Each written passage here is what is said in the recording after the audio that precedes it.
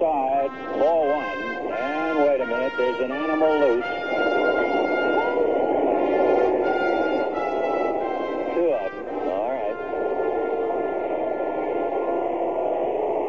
I'm not sure what he's doing out there. It looks like he's going to burn a flag, and Rick Monday runs and takes it away from him. And so Monday, I think a guy was going to set fire to the American flag. Can you imagine that?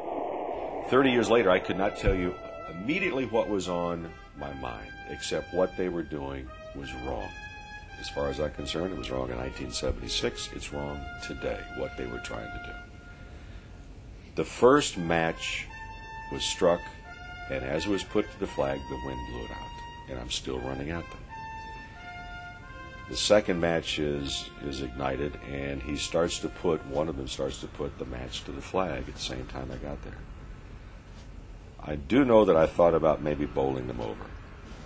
But now I can get the flag before maybe the match can get there. So I reached down, picked it up, still on the run. And the first thing that came to mind, you could smell the lighter fluid. That's how much they doused it. And it was soaking wet. You could feel the coldness of this lighter fluid. And I said, well, is it on fire? Well, obviously it was not on fire. Thank goodness it was not on fire. People don't notice, but he beat me to the flag. I was coaching third base at that time. And I saw Rick Monday start running from center field over to left.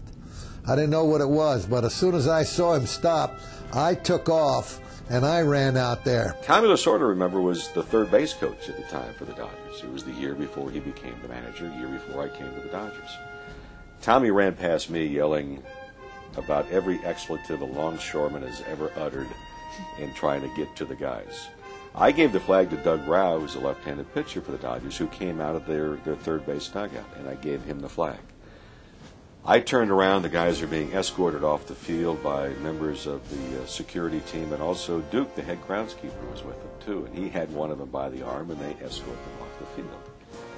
And it was a very quiet moment. There was a smattering of applause as they got these two guys off the field, and it got quiet again.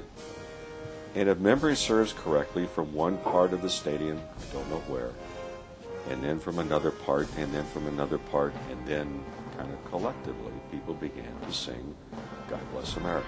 Don't know where it came from. It was a very heroic move on his part in a situation that could have easily just let go. The flag could have easily just burned there until a couple of ushers came out.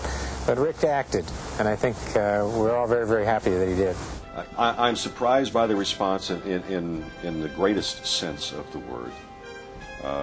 Embarrassed by the intention that was focused upon me, because I don't know anyone that would not have done the same thing had they been as close to it as I was.